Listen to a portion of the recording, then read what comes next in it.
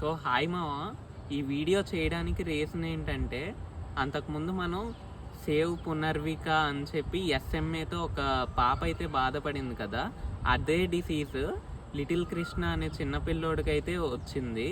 So దాని injection cost వచ్చేసి 9 crores అయితే అయిద్దంట. అండ్ మనకేంటంటే ఇప్పుడు టైం లేదు, 12 days మాత్రమే ఉంది. సో మా వంతు సహాయం అయితే మేము చేస్తాము. సో మీకు డీటెయిల్స్ అన్నీ కూడా ఇక్కడ నేను స్క్రీన్ మీద అయితే ఇస్తా. అండ్ ఇంకోటి ఏంటంటే, ఈ సండే అలా మేము ఫండింగ్ చేద్దామని అయితే చూస్తున్నాం.